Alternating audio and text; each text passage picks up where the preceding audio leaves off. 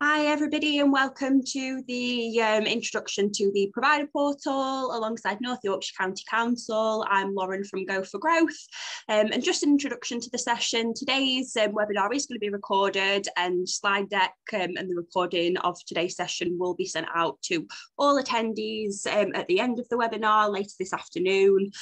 Just a couple of housekeeping rules for today. What we will say is any questions that you do have throughout the session, you can please pop these in the Q&A function rather than the chat function, just so we don't ensure that we don't miss any, of course. We'll come to the questions at the end of today's session. And just to clarify, so this is an introduction to the provider portal today. We do plan to have more details and a more in-depth chat about the portal to come in the new year, but today it's just a brief overview and introduction to the portal for everybody to get their hands on. So just gonna give a couple of minutes for more people to join. In fact, it looks like we've got plenty of people already, so if we want to crack on, I'll hand you over to Tom. Morning everybody. So yeah, as Lauren's just said, we've got a bit of an overview for you today to sort of bring you up to speed with our plans for the provider portal. So these are sort of our initial plans, and there's going to be a lot of ongoing development, both internally and with yourselves to make sure that this is a user-friendly experience for everybody, I guess. So if we can make a start on the slides. Lovely, thank you. Okay, so what is the provider portal? So the provider portal is just a web extension to the finance system that we use in North Yorkshire, which is Contract. So it's basically a system that extends the information that we hold to process payments and charges for clients, to kind of pass that out to you, for you to have some input towards that, and for you to be able to send information back to us as well.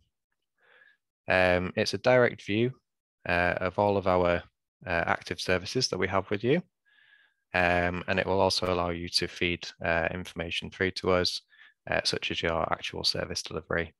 And this will obviously then impact on both payments and charges that can be made for the clients. The information that is available on the portal is synchronized automatically back and forth between the two systems. So as soon as we make an update on our end, that'll be visible for you, and vice versa. As soon as you make any changes, input any information, that'll come straight through to us. We think the portal is going to be great for everybody involved. We think that it'll create a lot of efficiencies. We think that it should tighten up some of the processes that you're already familiar with, such as that e-invoice process that we have in place. It's aiming to be a replacement for that process, but also bring a lot more efficiencies and some additional functionality alongside that.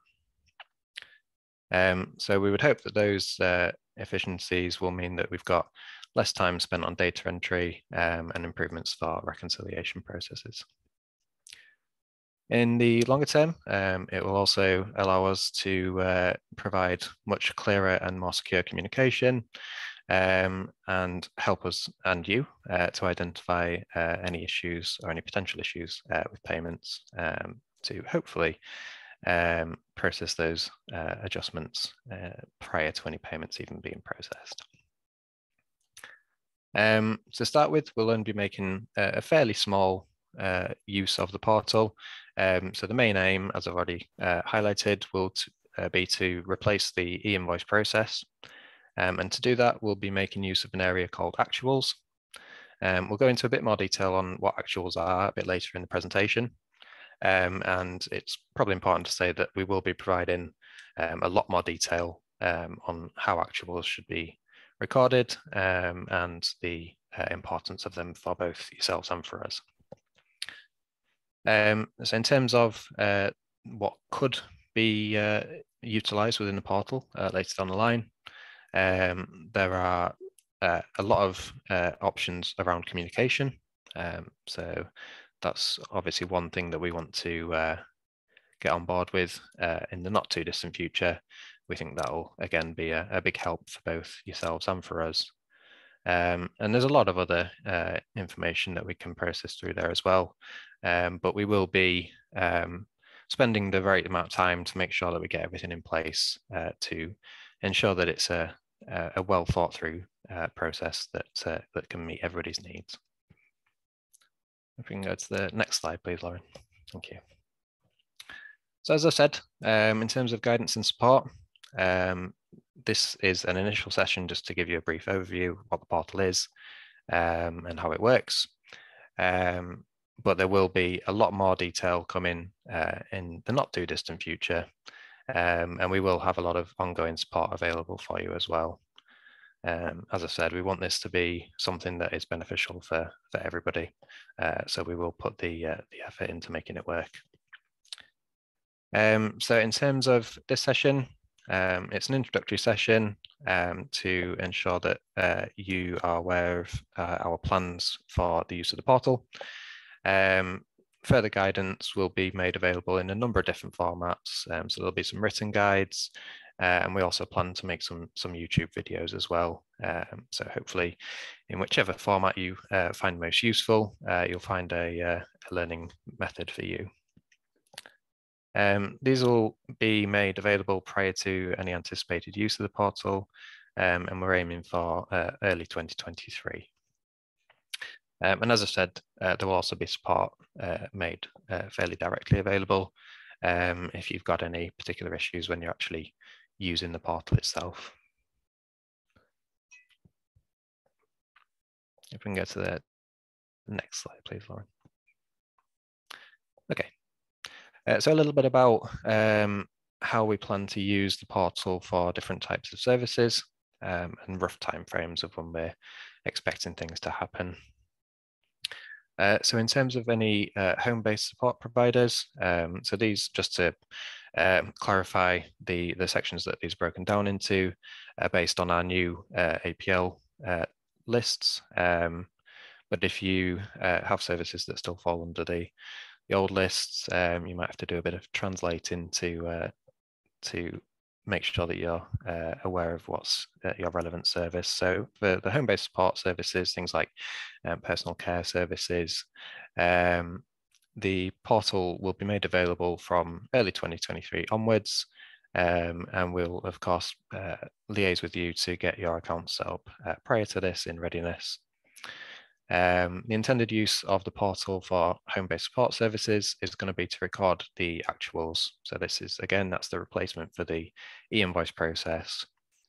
And you'll also be able to view remittance data through the portal, as well as being able to view any active services. Again, we'll go into a bit more detail on a few of those things on some later slides. For residential and nursing services, again, the portal, we're aiming to make it available for your services from early 2023. There's a slightly reduced amount of usage for residential nursing services in the early periods. But again, we plan to do further development for your services to be able to make more use of the portal moving forward. So our initial intended usage for residential and nursing services to use the portal is going to allow you to view remittances and also, again, to be able to view those current care packages, which should help to identify any missing clients and sort of make provision for that prior to any payments being processed. For community-based support, similar to home-based support, it's again going to be available from early 2023. We'll get you set up with your accounts in plenty of time prior to this. And intended usage is to record actuals and again, to be able to view those remittances. And for any supported living providers, it's going to be a little bit longer to get things ready for the supported living packages. So we've still got some ongoing work to develop what will be required for that. And we'll make the provider portal available for your services as soon as possible, but it's likely to come at a slightly later date than the other services. again, as I've said before, this is just to ensure that both you and we are going to get the best out of this this offer. So we want to make sure that we're doing everything right before we push it out. And then for any other service types which don't fall under our current APL remit, so shared lives providers as an example, for the time being, these will remain outside the portal. But again, in the longer term, we plan to make as much use of the portal as we can. So we will, again, keep in contact with any other providers and hopefully get everybody up and running on the portal as soon as possible. If we can get to the next slide, please, Lauren. Okay. So to access the provider portal, you'll need a user account. And our aim is to have individual user logins. And this is just to help to ensure data integrity and auditing, things such as this. So to have a user account, all you're really going to need is an email address. And that just lets us link the user account to that email address. And then we can also communicate through there.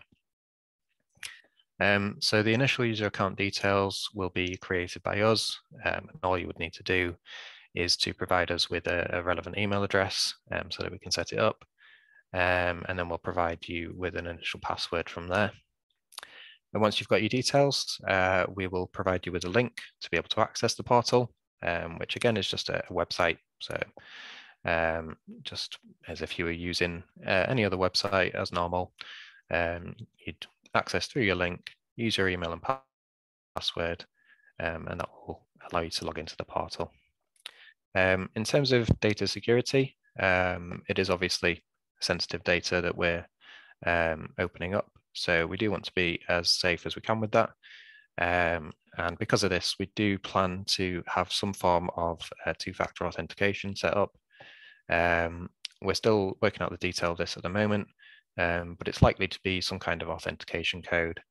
So it'll probably be a authenticator, something like the Microsoft Authenticator as an example, which will just provide you with a code just to have that second level of authentication so that we know it's the right person accessing this information.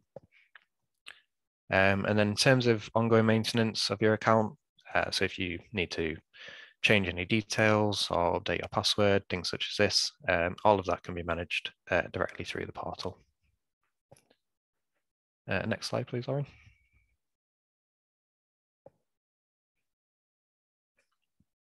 Okay. Care package line items. So probably a term that you're not too familiar with, but care package line items from our side of things basically just means the service that the person is in receipt of. And we, in the contract world, we abbreviate this to CPLIs. So CPLIs or care package line items simply just means the services that the person's receiving. So they can have multiple CPLI lines. And so when we are making this information available to you through the portal, if our setup is to have 2 lines of a CPLI, perhaps for one carer and an additional carer, you will see 2 lines of CPLIs for the one person. And again, when it comes to recording the actuals, they would be across 2 lines as well. So in terms of the CPLIs on the portal, it will allow you to view all current services that we have active with you. And again, as I mentioned earlier, this could be a way for you to be sure that we have the right people active with yourselves, and to ensure that we are going to be paying for the right people. And that could work both ways, whether we don't have the person set up, or equally if we still have somebody open who you know should have been closed, then it just opens up that view to you to be able to ensure that everything is correct, basically, and up to date. So in terms of what the CPLI screen will show you, it will include the basic client details, the type of service that's being provided, and some basic cost details. And this would just hopefully give you a nice overview of what's been set up at our end to ensure that everything is correct, and yeah, open up those lines of communication as well, basically. And if we can go to the next slide, please, Lauren.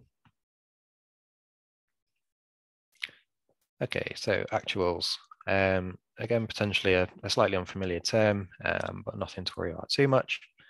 So actuals is just what we reference within Contract to basically record the actual service delivery of a care package. So when we are recording the actual breakdown for the care packages, we break it down into a few different types of actuals. So we have our basic actual. We also have frustrated actuals, missed actuals, and extra actuals. So the basic actual will be produced based on the planned service delivery initially. This will be done automatically by the system. It won't be something that you'll have to produce yourselves, or it won't be something that we'll have to produce. It will just be run automatically on an overnight basis. As I say, based on initially that planned delivery, but it can change, obviously, if the service delivery changes. So when it comes to inputting the actuals, it'll just be a case of filling in the relevant details. The slight difference, I think, to your current processes for the invoice process is just, again, it's a slightly more broken down version. So like I say, we've got a couple of different type of actuals. So just to detail what those are, the frustrated actuals is to highlight scenarios where you have attempted delivery of a service, but for whatever reason, the care could not be provided. Perhaps the person had gone out and not informed you. So you obviously still want to be paid for that because you've tried to deliver that service. So we would want you to record that as a frustrated actual. A missed actual is where the care and support just didn't take place at all. So you haven't even attempted delivery in those cases. And we record those as missed, basically just to ensure that no payments or charges are processed for those visits where nothing happened. And then an extra actual is just where care and support has had to be delivered in excess of what the planned amount was. So perhaps you've had to stay an extra half hour on a visit. Then you can record that as an extra actual to ensure that you are paid for that additional amount. So in terms of your total actuals, there's just a little calculation that should be followed. So your total actuals should be equal to your planned visits minus your frustrated actuals, minus any missed actuals, plus any extra actuals. And the reason that we have this particular calculation is so our total actuals is what we're going to pay on, but we'll also pay against any frustrated actuals. The difference between the two is that for our normal actuals, we'll also, from our end, be charging the client for those visits. But for any frustrated visits, although you still get paid for them, we don't plan to charge the clients for those visits. So just a slight difference between the two. So Contract will then use those actuals to determine the correct payments and charges.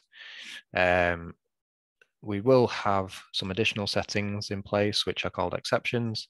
And these are just aimed to be handy little flags that should inform you of any potential issues. There's a number of different uses of them, but the main aim that we'll be setting out initially is just to help both you and us in terms of the recording of actuals. So we'll just set a couple of exceptions up that will just flag if that calculation hasn't been potentially performed correctly, or if there is a a high difference in what the actuals are versus what the planned was. And again, as I say, that should hopefully help both yourselves and us, particularly in the early days, whilst everybody's getting used to this this slight change, just to ensure that everything is correct. So just to mention for residential services, for the most part, there's no expectation that you would need to record actuals.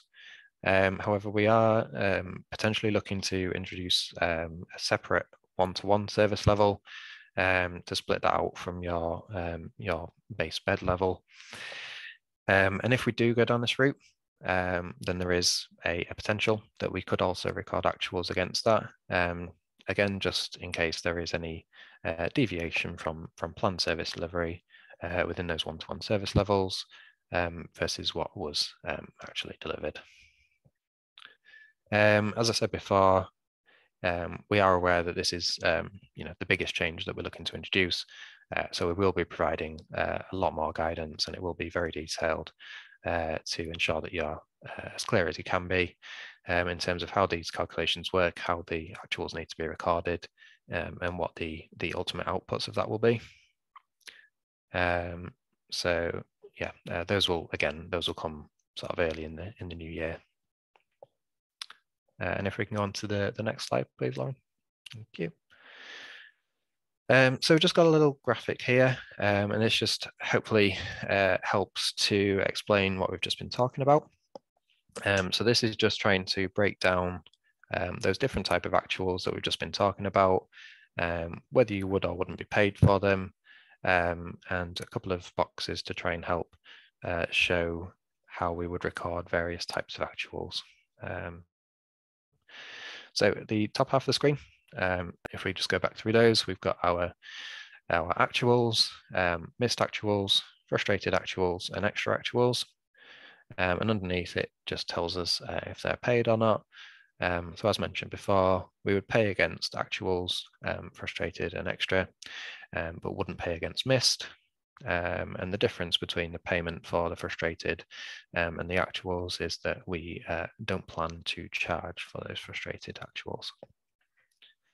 The box at the bottom is just trying to highlight in terms of the recording what your recording would be versus what the output would be. So in the top box, we can see that we have a total number of actuals of 8, and the original planned number of actuals was 10. And we can see in the penultimate column, in our missed column, we've got 2 missed. So our total calculation is that we've got 2 missed, 8 actual, and then that equals our original value of 10 planned. And the cost that's worked out from that at the end is £54. And that's because we're only paying in this particular scenario for those 8 actuals. There's no payment being made against those missed actuals. In the second example, we've got the exact same number of actuals. So we've still got 8 actuals. We've still got our 10 planned, but this time rather than having any missed, we've got 2 frustrated. And we can see the cost at the end for this example is £67.50. And again, this is just trying to highlight to you that when you're recording your actuals, it is important that we record them under the right heading. And just to clarify again, if we're recording a frustrated actual, you will still get paid for that. It's just to have that difference in recording when it comes to charging. And if we can go to the next slide, please, Lauren. So just our last little bit on actuals now. So how are actuals recorded? So again, as we said previously, the intention is that you can record and submit your actuals through the portal as a replacement to the invoice process. We'll be making some exception settings available, which will hopefully make things a bit more visible, a bit more accessible, to help both, again, yourselves and us ensure that the actuals recording is accurate. And again, just confirming that the details in the portal and contract are synced together automatically. So this little screenshot that we've got in here, this is how you will see actuals within the portal. So again, just going back to our previous examples, we can see that we've got those same columns. So we've got a field for the total number of actuals. We can see our original planned value of 7. And then we can see we've got frustrated, missed, and extra. So that is where you would input your various types of actuals and then edit the total number of actuals to the relevant amount. And you can see at the far end, there's also a comments box. It's just a free text comments box. There may be some elements that we might be able to give you guidance on as to what you might want to input into there. And some of it might just be up to yourselves to feed us relevant information through. And the column in the middle, the total cost column, that will sort of change as you input various details into the actuals. So it will give you an immediate view of what you would be due to be paid based on the relevant actuals that you've input. And there's a weekly total underneath. So in this particular example, there's only one set of actuals. But for yourselves, obviously, you're likely to have a few lines in there. So that'll just give you a total breakdown for the week. If we can go on to the next slide, Lauren. Okay, so just a very quick slide. I think this is our last one. Just to mention that we'll be starting to process these payments through Contract. So as I mentioned before, Contract is our finance system that we use internally at North Yorkshire. And so the payments already go through that system for residential and nursing services. So there won't really be any particular change for your services, but for any of our other services, at the moment, we don't process them directly through Contract. They're done outside of the system, but we do plan moving forward to process those payments through Contract. So the payments will be processed on a 4-weekly cycle, and adjustments to any payments will be made based on any updates to our CPLIs. So this could be obviously based on the actuals that you've input, or potentially changes at our end as well. And I think that is our last slide. It is indeed. So we'll open the floor to any questions at that point then. Thank you, everybody. Is it yourself that's going to be taking questions, Tom? It might depend on the question. So. Not to worry. Well, there's a few to get through. I think there's 5 or 6 to go through. So first one that I've got then is, how many user logins are allowed per company? Yeah, great question. So I don't believe we have any particular limitation on how many you can have. It will probably be what best meets your needs, really. So we will obviously, like I say, be giving more detail on how the accounts will be set up. But in very simple terms, you know, we'll be setting up some permissions to determine what you can view through the system. And in liaison with both us and yourselves, we'll get the relevant details from you. As I say, it's really all you need is an email address, and then we can set the rest up from our end. I don't know if anybody else wants to add anything. Doesn't seem like it. No. So next one is, will we have the ability to upload our actuals via the input section in bulk? Okay, somebody's obviously used the portal before with that question. It's an interesting question. It's definitely not out of the realms of possibility. Our initial avenue that we are expecting people to go down is just to use the direct options through the portal. But certainly the bulk option could be made available, and it would just be, I guess, dependent on us and yourselves making sure that that process will be suitable, basically. Thank you. Next one then, sorry, that seems like a, please can we get a copy of this guidance? This is, so the slide deck from today's session is going to be emailed to all attendees along with a recording of the session as well. So I hope that helps. Next one would be, will we still be paid for visits that the client cancels with less than 24 hours notice?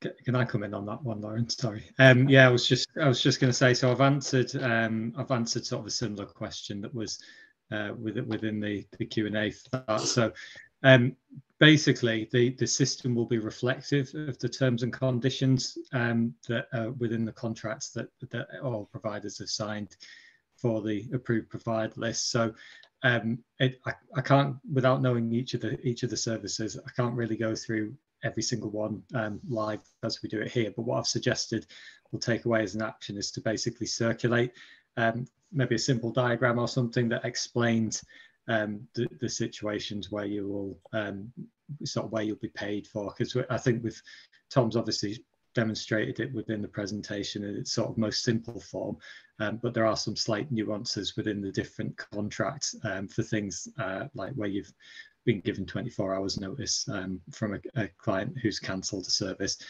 So we'll address those, and it's really good to get that feedback so we know what we need to address as part of that wider guidance. So we'll provide that, and we can provide it split down for the different types of services that we've got here, so that everybody's clear. So next then, how will this system account for hospital retainers? That's probably a very similar answer, I would say. Again, really helpful for us to kind of get the feedback of some of the bits that the providers have obviously account for through the e-invoicing process at the moment. All of it will be accounted for within the provider portal, but it very much depends on the terms and conditions which were signed up to within the contract to the approved provider list. So again, we will split that down. We'll make sure that that's addressed in the guidance when we go forward. So will extra hours provided still need to be authorised by brokerage? Yeah, so there's we will be sort of looking at the process that we'll be taking forward in terms of extra hours. I think Tom's highlighted as part of this that some of what the system can help us do is to be able to identify where extra hours have been input into the system. Yes, there will be some sort of approval in terms of the longer term planned care, which is, I think, is probably what that question is aimed at there. Certainly the extra hours function that we've got in here is probably for more exceptional circumstances rather than long-term changes to care packages. So depending on which of those it falls under will depend on how we deal with that. But yes, there will still be an approval process by brokerage. Brilliant. And will actuals be inputted weekly or four-weekly? They are weekly. I guess it will be somewhat up to yourselves as to whether you want to do all 4 weeks at the end of the 4 weeks, or whether you do it on a weekly basis. But they are broken down weekly on the portal. Thank you. And can each individual user have the same email address? No, it would be an individual email address per user. Brilliant. And will we be paid in advance as is currently the case, or in arrears as it used to be? I'm going to let Johnny or Hannah come in. Yeah, no, that's fine. So currently the plan, and it's again still within the terms and conditions that we pay in advance for services with providers. We are aware that we've received a lot of feedback from providers as to the impact of how that system works, and whether that might be the right thing to do in sort of the medium to long term. So it's something that we are considering separately, I guess, to the implementation of the provider portal. So at the moment, we're planning for this to be in advance. So in effect, you will always be sort of slightly working back because you're inputting actual data for things that you've already been paid for. But it has it's sort of stoked a lot of conversation, particularly with us internally and with feedback that we've received from providers. So it's something that's under some consideration at the moment, but there's no imminent changes that are planned. And obviously, if anything does come to fruition, then we will we will let people know in good time as to what our plans might be to deal with that. Thank you. So next then, will you be able to see all your members on one screen to amend en masse, or do you have to go into each individually, as this will take us more time, not less?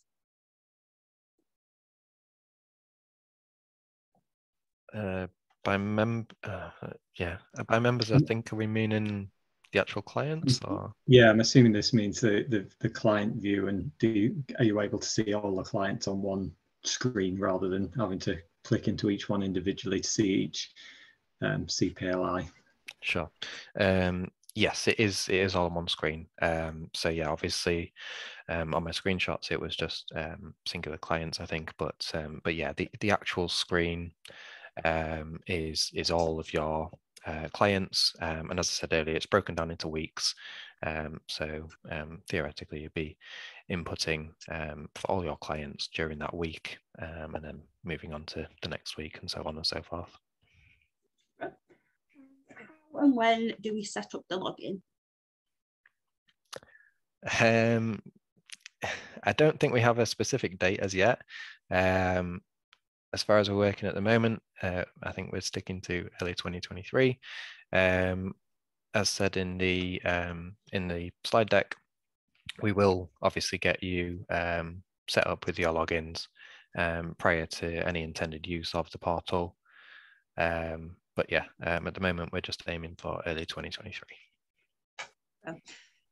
Next thing, so where will hospital admissions be documented, and where will visits that have been cancelled by the customer be documented? They're not frustrated as such.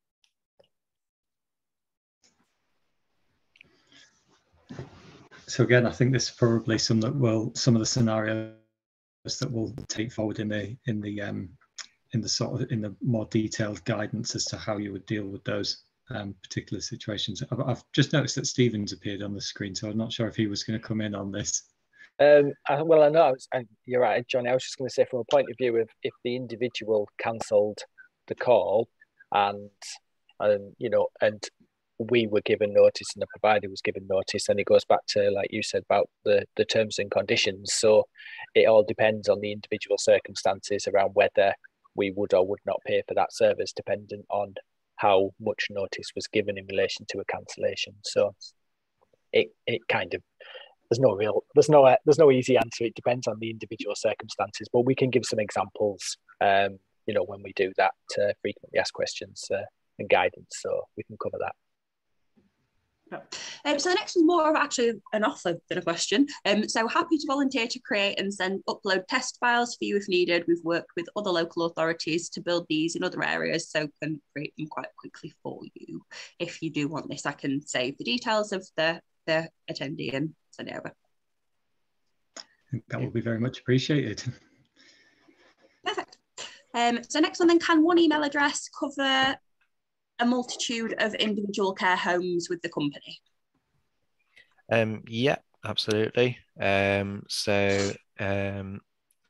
Although we're talking about individual logins, that login can be attached to multiple homes within our setup. So yeah, there's no limitation in terms of numbers for that. It would just be sort of between yourselves and us to determine the correct setup per provider. And yeah, you can access as many as you need to, I guess. And I think just to build on that is the reason that we need sort of individual emails and individual logins for people is obviously to improve accountability, for yourselves as much as for us, so you can see if you've got different people across an organisation inputting information, you can see exactly who has done that. So if there is anything that ever needs following back up, you know exactly what's happened and who has done what, rather than having a generic email, unless that generic email only has one person who's accessing it. So that's some of the thinking behind how that's set up. But as Tom sort of said, that doesn't mean necessarily that it might not be appropriate to have one particular email across multiple different services, if that's just how your organisation and your services are set up. Brilliant. So will adjustments will adjustments made still be adjusted 2 months later? For example, period 8 adjustment will show in P10. Carl, do you want to? That's a Carl question. The way that the system works, that will still be the case. There'll be the payment in advance, and then once you've input your actuals, the next available period on the system will then take them into account and make the adjustment. Thank you. And what is the current policy with regard to hospital retainers? I think we probably need a bit more detail about sort of what exactly the question is relating to that, and also possibly something that's slightly separate to the provider portal. So I'm more than happy to take that question offline if we can get that person's details. And Stephen, did you want to come in? I was just going to say it depends, yeah, because are we talking old current terms and conditions, or potentially what are the new terms and conditions? I was thinking around hospital retainers, so there are a number of new clauses in the contract that cover that. But yeah, we can, if they want to ask that question outside of this forum, then that's fine, we can answer it then. That's brilliant. I'll take the details and send it over in an email for you. So how often do you require the ECM's submissions?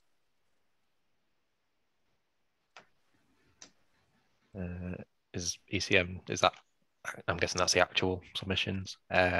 So in terms of submissions, there's no real submit button as such.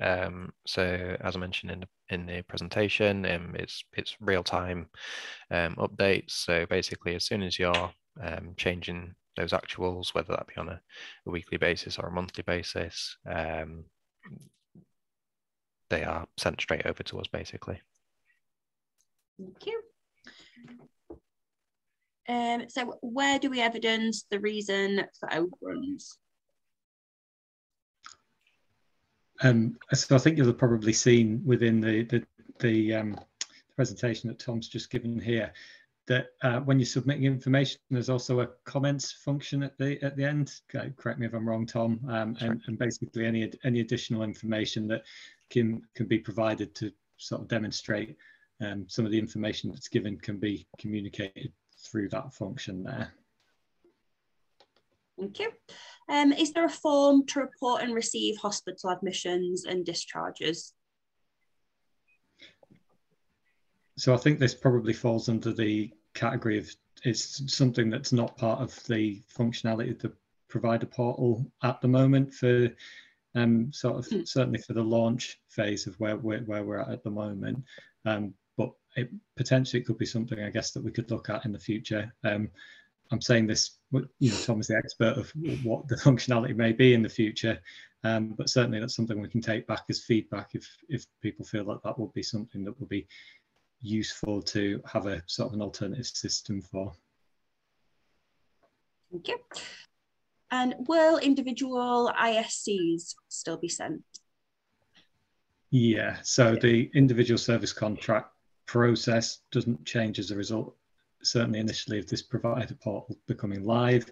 The provider portal to begin with will just be used to deal with the data of the contracts that are already in place. So you'll still get individual service contracts from our brokerage team that will be emailed over in the form that they always have been, but potentially in the future there may be some functionality that we can use, certainly something we've talked about to streamline the communications you're getting from us and build that into the provider portal, but that won't be part of what we're looking to do sort of early next year. And even when that time comes, we'll obviously come and do some more work with people to talk about what that will look like and what the implications of it will be.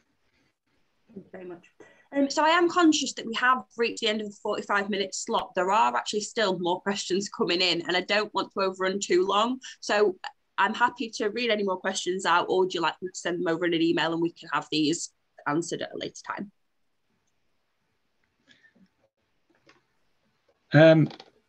I mean, we could go for another couple of minutes. I'm all right. How many people and how many more we've got. So yeah, if we go for the ones that we've got now, and then if anyone's got any further, then we can address those afterwards, just bearing in mind people's availability. Perfect, no problem. And of course, the recording will be sent out. So if anybody doesn't manage to stay on for the next few questions, the recording will be sent over. So sorry, I missed the answer to whether extra time needs to be authorised by a duty worker. Again, so any questions that previously been covered will be sent out in the recording. But if you do want to run over that quickly, of course. Yeah, again, so it depends whether that's additional time as in, that's a change to the person's planned care, which would need authorization via brokerage or the social worker, or whether this is just a one-off overrun essentially, which can just be inputted through the provider portal, and we can use that comments function to input any additional information about that. And will there be a pilot of this system before rolled out to all? A pilot, in as much as obviously we're doing a lot of internal testing. We may well be taking up the opportunity to ask if there's any providers who would be keen to work on some demonstrations with us to make sure that everything's running through the system correctly from their point of view. But there won't be. I don't think there's any plans for any sort of wide-scale pilot for everybody, because I think it will probably, it's time as much as anything, we know time's precious for providers, so we wouldn't want to put that burden onto people if we can make sure that it's right on a basis of working with a few providers. So hopefully that answers that. Thank you. So do we have a hospital retainer, as we have lots of clients who go into hospital, and I know from our other branches they pay a hospital retainer, but I wasn't aware that we did. Again, I think that's probably a question we'd need to take offline, because it's not strictly related to the provider portal, and it would depend on what the service was, and that would impact on the terms and conditions that you signed up to. So we can take that one offline. No problem. So will the provider portal mean uplifts are paid straight away going forward? That's part of the benefit that we're hoping it will bring. There's some work to do to try and make sure that system is going to work correctly, but we're hoping that that's part of the benefit that certainly a huge benefit that the provider portal will be able to bring. It will mean that all of the data that we hold in terms of service delivery is captured electronically online, and we can access it in live time, and therefore we should be able to do things in terms of manipulating rates on a sort of en masse basis to implement uplift. But there's still a lot of work to be done on that. So I probably wouldn't like to commit to that being the be all and end all, and it will definitely work straight away, because we'll have to trial it to make sure it definitely works. But certainly the hope is that will help. Thank you. So regarding overruns, so do you have to provide evidence and the reason for the overrun in the comments, and that will go to the worker to authorise? Overruns, you do need to give a reason for the overrun, just as you do now. There's no change to that from a point of view of us committing to spend above the contract value. Then that would, is still the same process, yes. So you would still need to give us a reason as to why there's been an overrun. Okay.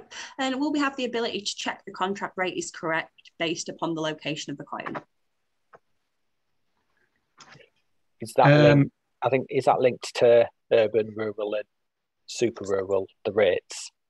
So I think that the system should cover those differences. But Tom, so I think you can see on that. Sorry, Tom, I'm jumping in here, so you might come on to this. But as sort of Tom demonstrated, that each person's each element of each person's service that they're getting is broken down as a care package line item. So you will see each one of those individually, and that will include, you'll have seen in the demonstration that includes their rates as well. So you should be able to hopefully see at a glance some of that. The only bit that was sort of slightly, I had a bit of a question mark on there, is it's just around the location of the client. So I'm not 100% sure what was meant. The only thing I could think of is that obviously dependent on where the person's located depends on the rate, if it's urban, rural, or a super rural rate. Yeah. So, but some of that should be that should be demonstrated in the service level information that's given as well, I think. So I think again, when break it down slightly separately, so they will see it from the different costs, certainly, like Stephen said, and you're right, Johnny, it is shown in that that CPLI, that care package line item screen. So hopefully that should give you enough information, but it might be something that's worth some further feedback on if it isn't going to give you what you need, and then we can see what avenues that we've got, basically. Will we be able to submit our actuals if brokerage haven't completed the contract? We could get very backlogged. Again, I think that probably depends on, I mean, the function of the actuals is there to show your actual delivery regardless of the circumstance of it. So I think I understand what you're saying is that there may be a case where you're waiting for something to be authorised through brokerage in terms of a long-term change to a package of care, in which case, yes, you could use that actuals function to show that although that contract and the planned delivery is at a certain level, that you've actually delivered to another level. So that functionality potentially is there, but it will very much depend on the circumstance how you've sort of ended up in that situation. But again, we can take that back to build into the guidance. Thank you. So another offer of trial in the system. So again, I'll take details and send over. Next one is, while waiting for uplifts or contract changes, how do we upload actuals as the rate that will appear will be different from what we should be paid? I don't think it necessarily changes what you're inputting in terms of your actuals. Definitely take the point that the cost shown might not be 100% accurate around that uplift time, but in terms of the actuals, it shouldn't have any impact in terms of what you're actually delivering, so they should still be recorded in the same way. Go on, John. It's not really any different to what we do at the moment. It's just, if you think of it as replacing what you would see within your e-invoice system and what you'd input into that, and changing it over to the provider portal. So you will have those situations at the moment on your e-invoice where if the uplift hasn't been applied yet, that you'll know you'll be delivering a certain number of hours. It will say it's at a certain rate and you'll be getting a certain amount of money, but you'll know that somewhere down the line, once that uplift has been processed, that will change, and it will be done. It will be sort of corrected retrospectively, and it's no different to that really. So it doesn't change what you're inputting into the system. What it does mean is that we can see it all electronically, and we've got all that data in one place. Perfect. So last question then. So do you have a process for checking your received entries from providers, and could our entries be missed for payment? I don't know if Carl wants to come in potentially, but yeah, there definitely will be processes put in place for checks. And just to mention again, we are looking to implement something called exception settings, which should hopefully help to identify some of those potential issues with the actuals as well. As Tom says, we'll be using the system to help us process some of the data that comes in when it's different to contracts. But in the same way as we do now, the teams will be set up so that they will be looking for returns coming in, and whether that's a return that shows any difference in actuals or whether it's a return that just says, yeah, care was delivered to contract, they will be looking for them coming in, so there shouldn't be any scope for anything being missed. Fantastic, thank you. So Mike's just offered another trial system, so I'll add your details, Mike, to the list that I'm going to send over. And one other quick question did pop in, just asking whether they can add lines for new clients that are not yet on the portal. I think that is probably one that we could get back to you on. I think there is some potential for it. It's probably not something that we would go live with initially, but there's potential for it to happen. So yeah, something that we'll get back to you on, definitely. Perfect. Well, that brings us to the end of the questions then. Lots of questions that we've covered. Any that we did say we'd answer offline, I will send over to the team at North Yorkshire and we'll get an answer to you as soon as we can. Any other questions, please do send over to me. And as suggested earlier in the recording, that it will be sent over to all attendees along with the slide deck. Thank you everybody for attending. Bye now. Thanks, Lauren. Thank you. Bye. Thank you.